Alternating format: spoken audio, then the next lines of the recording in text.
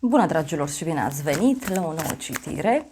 De această dată vreau să văd ce mesaje are tarotul pentru tine, pentru casă, în curând în viitor, ce nu știi pe neașteptate și ce o să te mire. Îți mulțumesc pentru că mă urmărești, îți mulțumesc pentru că îmi lași comentarii, like-uri, pentru că distribui aceste videoclipuri, pe mine mă ajută foarte mult. Îmi poți lăsa și un comentariu să-mi spui din ce țară mă urmărești și în ce limbă. Hai să vedem așadar mesaje. Ok. O perioadă pentru tine puțin aglomerată, da? E ca și cum ești prins aici pe tot felul de activități, atât personale cât și profesionale. Avem un 6 de bâte, 5 de bâte, 2 de monede. Ești într-o etapă a vieții tale în care totuși ești într-o putere foarte mare. Da? Deci e ca și cum aici ai parte de un succes, de o bucurie. Nu ești foarte sigur pe tine, nu ești foarte decis în legătură cu o decizie oficială, în legătură cu ceva anume. E ca și cum nu ești stăpân pe statutul tău, pe victoria ta, pe coroana ta. Da? Aici cumva trebuie lucrat foarte mult pe partea de încredere în sine. Ce mai văd ca un fel de negociere mi-apare mie aici și mai văd o perioadă puțin agitată, aglomerată, fie este despre a te lupta cu cineva pentru un anumit loc, fie pentru alții, putem să discutăm aici cu 5 de bâte și despre o oarecare agitație, da? Poate în plan personal, da? 5 de bâte poate să însemne și gelozie, dar și o luptă care se duce. Poate să fie uneori și o luptă interioară, însă eu oricum ar fi, văd o perioadă mai agitată. Pentru tine avem 10 de monede. 10 de monede pentru tine, uite, înseamnă faptul că familia, casa sunt foarte importante în acest moment. Așa cum am spus, pot să observ faptul că te concentrezi mult pe diferite activități, intri în contact cu diferiți oameni și mai tineri și mai maturi, cu diferite ocupații. Poate să fie, bineînțeles, și o perioadă în care îți concentrezi foarte mult atenția pe ideea de casă, stabilitate, familie. Ok, hai să vedem despre ce este vorba. Da? Cu această carte, 10 de monede. Este și o perioadă bună din punct de vedere financiar, simt eu să-ți transmit. Da? Avem vizita.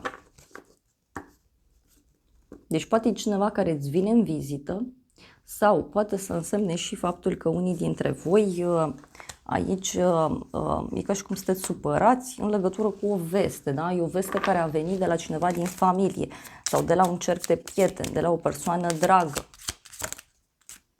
Și avem câinele, da? Deci poate să fie și o întâlnire cu un prieten pe care o ai sau poate să însemne de asemenea și faptul că aici ești foarte prins pe ideea de fidelitate. E ca și cum simți că cineva minte, simți că cineva înșeală, e ca și cum simți că cineva îți trădează așteptările, mai poate să fie. Dar totuși simt eu că parcă ai așteptat destul, da? Și văd, uite, o hotărâre importantă în legătură cu familia ta, casa ta. Poate e ceva legat și de un grup de oameni din care tu faci parte. Poate să fie și asta. Așa. Hai să vedem, pentru casa ta avem 8 de bâte, deci niște vești care vin către tine. Pot fi mesaje, apeluri telefonice.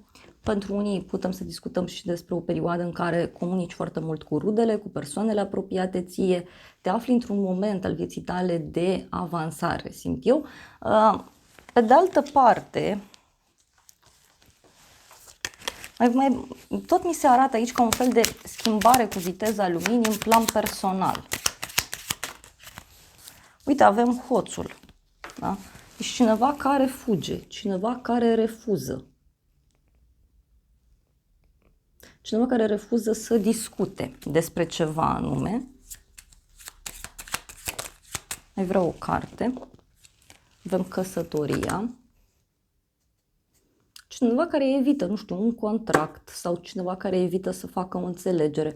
Poate este și o persoană care îi place foarte mult, uite, ideea de aventură, da? Și atunci e posibil să nu se complice cu ceva mai mult de atât, dar pentru alții simt eu că poate să fie și un moment în care voi fugiți, da? De ideea de relație serioasă, relație stabilă. Da? Și totuși văd aici și un inamic și niște minciuni, deci niște lucruri care totuși sunt ascunse aici, da? Și din nou, uite, e ideea de relație. E ca și cum e cineva, intră online, se uită la mesajele tale, evită să răspundă sau nu te bagă în seamă. În curând, 5 de cupe, în curând o persoană aici care are niște regrete. Poate să fie cineva care se uită spre trecut, de asemenea discutăm și despre o persoană care se gândește foarte mult la sufletul său, este vorba despre o persoană care se uită foarte mult spre niște cupe dărmate, spre ceva ce n-a funcționat. Sau poate să fie o veste care nu îți place, da? Poate să fie și o reacție ciudată a cuiva și care, nu știu, să-ți facă ca o părere de rău. 5 de cupe. În sfârșit. Deci pentru unii poate să însemne, nu știu, și cineva căruia îi pare rău după un sfârșit. Cineva care are niște regrete aici în legătură cu o despărțire, mai poate să fie.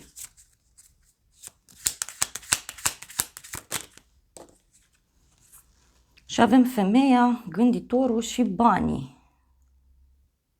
Deci o persoană care regretă că ceva s-a închis și de asemenea mai văd o persoană care se concentrează mult pe sfera financiară. Deci poate în curând, știu eu, îți reamintești de o relație care n-a mai funcționat, poate iei legătura cu vreo fostă iubire. Doar că aici cărțile spun că e bine să te concentrezi pe partea ta materială, pe norocul tău, pe sufletul tău. În viitor avem 6 de cupe, deci cineva aici căruia este dor de tine și care te contactează. Mai văd, bineînțeles, și un gest frumos pe care cineva îl face, un gest de suflet. 6 de cupe poate să însemne și o bucurie pe care cineva ți-o face, poate să însemne și o legătură cu un suflet pereche, o legătură cu o persoană foarte dragă ție. Hai să vedem. 6 de cupe. Supărare. Și poate să fie un copil, o persoană mai tânără, cineva care e supărat sau cineva care e supărată în legătură cu ceva anume.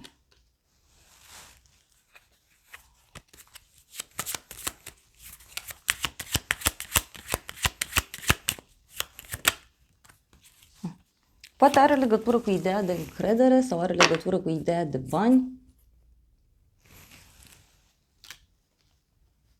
Pentru unii poate auziți, nu știu, de o persoană care, nu știu, fie are copii, fie este o persoană mai copilăroasă din fire și care are o problemă, fie legată de sfera financiară, fie legată de ideea de încredere.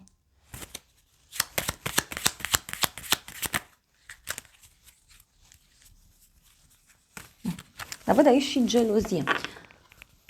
În viitor poate să fie, uite, deci un moment în care, da, reiei o discuție cu cineva și afli niște lucruri destul de ciudate. Mai poate să însemne și o iubire din trecut care reiese acum la suprafață sau ceva mai puțin plăcut ce a făcut cineva în trecut.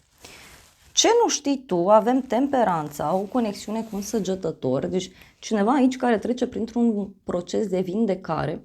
Tot pentru alții dintre voi, ce nu știți, e faptul că cineva vrea împăcare, vrea liniște, vrea pace, dar văd clar și pe cineva care se împarte între două direcții. Fie două locuri de muncă, fie două situații diferite.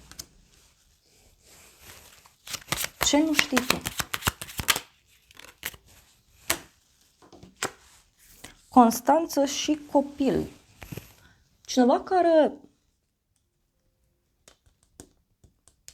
e concentrat aici pe un copil sau pe o persoană mai tânără. Mai poate să însemne și cineva nou care te privește din umbră și care vrea să se apropie de tine și nu știe cum să facă.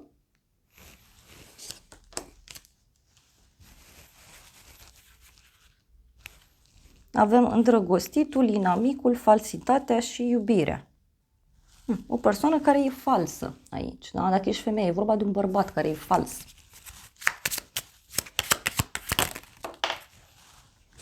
Avem cadoul, petrecerea.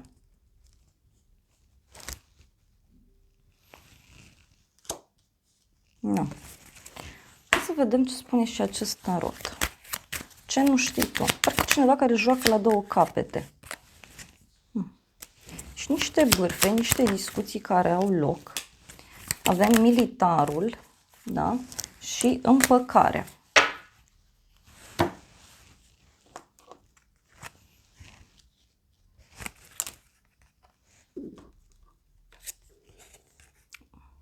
Bârfa, militarul și împăcarea. Deci cineva aici care s-a împăcat sau cineva care vrea să se împace.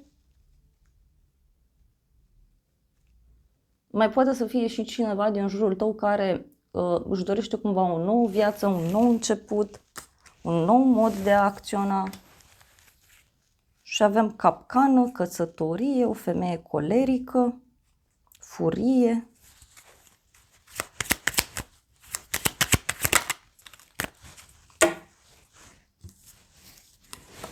Avem pensionarul și vizita.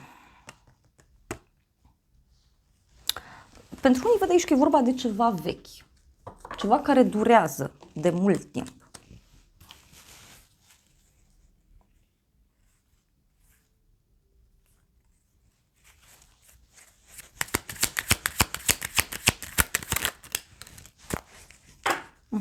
Și mai avem așa un bărbat brunet, un bărbat cu părul închis la culoare și inconstanță.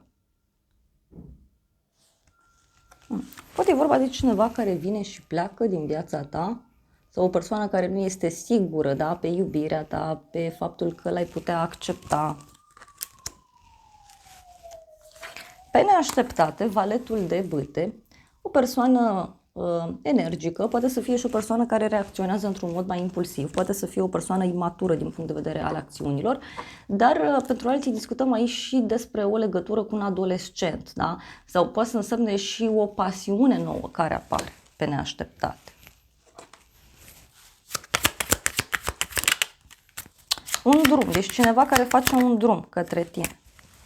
Un drum și o bucurie neașteptată. Deci poate și apare cineva nou sau apare o oportunitate nouă, o colaborare nouă, o soluție nouă.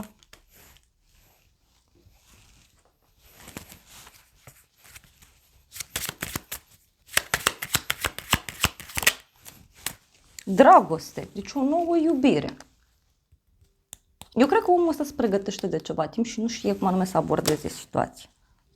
Pentru că, uite, e cineva care îți dă o veste bună. Pentru unii, poate nu are legătură cu dragoste, atenție, poate are legătură pur și simplu cu un proiect nou, da? Sau o veste bună. E ceva care îți umple sufletul cu bucurie, dar poate să însemne și un fel nou de a te distra, un fel nou de a acționa.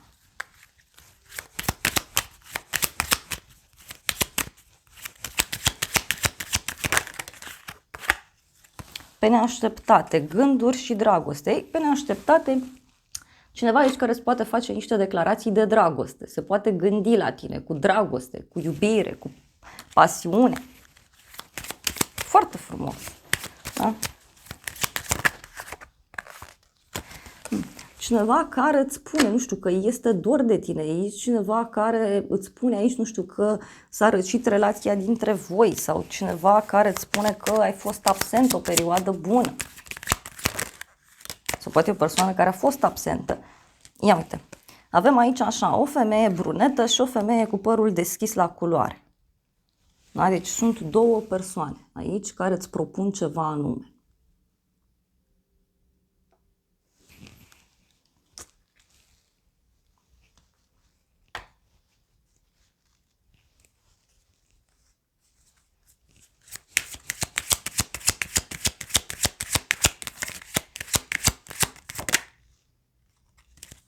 Da? Poate are legătură și cu o capcană.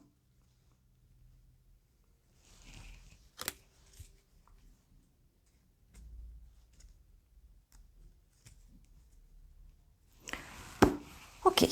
Ce o să te mire valetul de cupe? Deci avem doi valeți, două cărți de noi începuturi. O invitație, o propunere, o veste bună, o veste de suflet. O legătură cu un copil pentru unii mai văd. Hai să vedem ce o să te mire. O persoană imatură, da, care reacționează într-un mod ciudat. Avem ceartă și ghinion, scandal.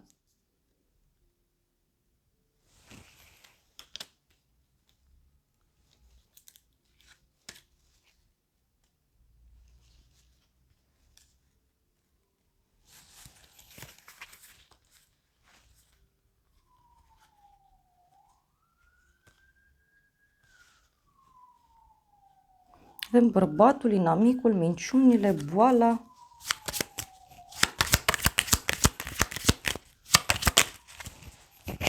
avem boala, da? O problemă de sănătate a cuiva.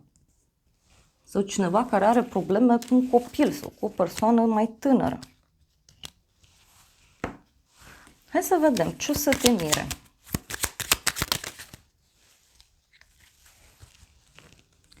Inamicul, o prietenă sinceră și călătorie. Poate, uite, e vorba de o veste pe care o primești de la o prietenă sinceră în legătură cu un inamic. Da? Și e ca și cum te sună o prietenă și spune, uite, am văzut persoana X în locul Y. Poate să fie și asta.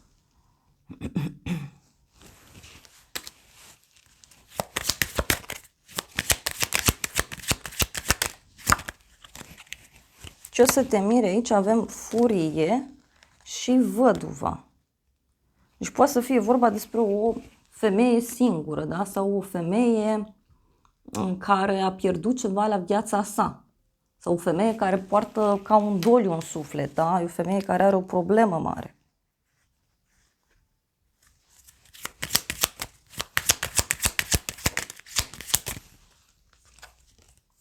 Avem excursie, călătorie.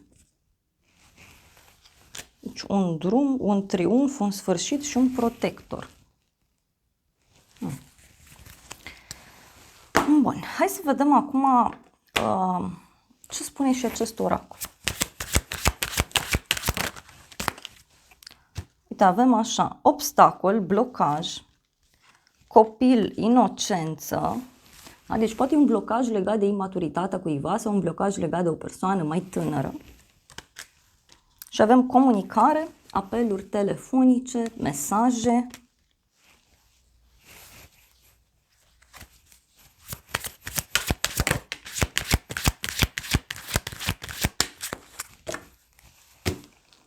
Poate e vorba de cineva care e blocat, da? Fie pe zona de online, fie este o persoană cu care tu nu vrei să mai comunici sau poate ai avut o problemă. Da? E ca și cum e un blocaj legat de ideea de prietenie. Și apoi avem un bărbat matur, da? A venit clarificat acest copil. Poate să fie o persoană cu minte de copil sau o persoană nouă, da? Sau poate o persoană cu suflet de copil, o persoană inocentă.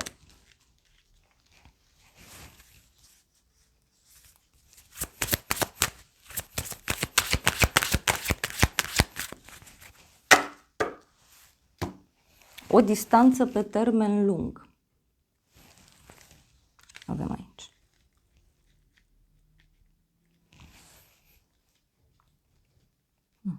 Poate să fie o veste de la drum lung pentru unii dintre voi sau o discuție legată de o călătorie. Poate aflați de o călătorie a cuiva. Și avem aici flacără geamănă, ceva care se aliniază și avem o situație toxică, dar și oportunități noi. Deci pentru unii e ceva legat de o relație karmică. Și uite, mai văd pe cineva care are de luat o decizie.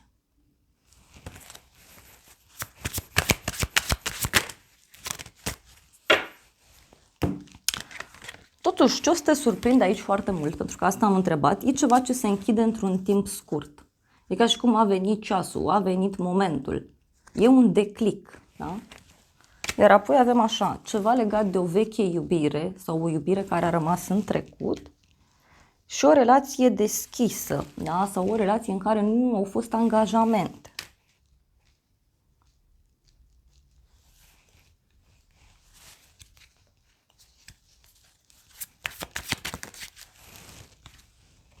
Din nou mi-apare, uite, bărbatul ăsta brunet. O persoană cu părul închis la culoare.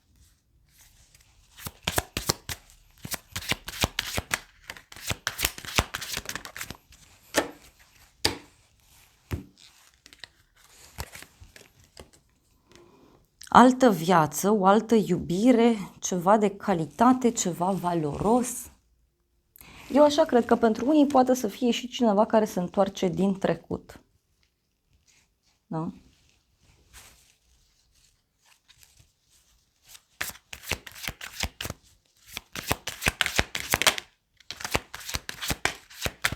Și fie este o persoană stabilă financiar, este o persoană norocoasă, Uite, e cineva care vrea o relație serioasă, o colaborare serioasă.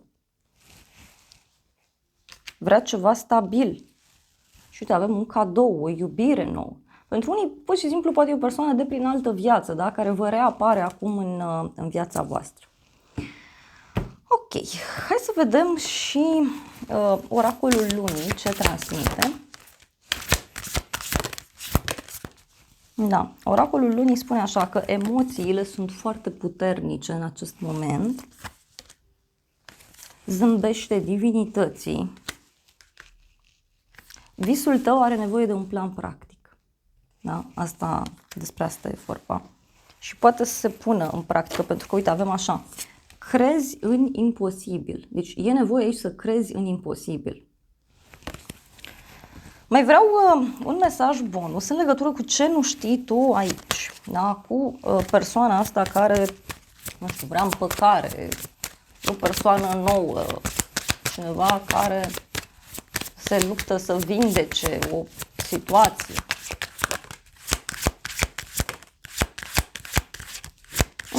Parcă se negociază ceva, uite, pentru unii e legat de muncă, să știți. Ia uite, avem așa, muncă, profesie, loc de muncă, destin, șansă, ceva ce așa trebuie să fie.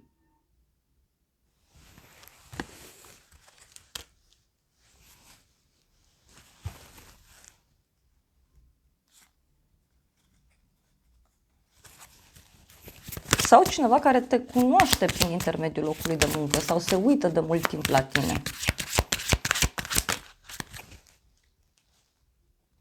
Avem un șef, un rege de gheață, un antreprenor, o companie importantă mai poate să însemne, uite.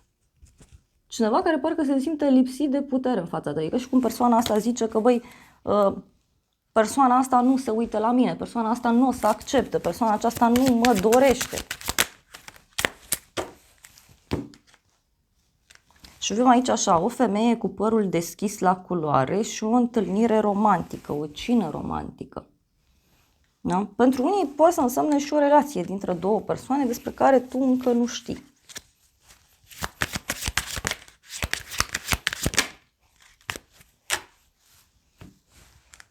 Și avem familie, origini, grup de suflete, relație. Nu. Deci e cineva care parcă vrea să-ți ofere iubire, vrea să-ți ofere protecție.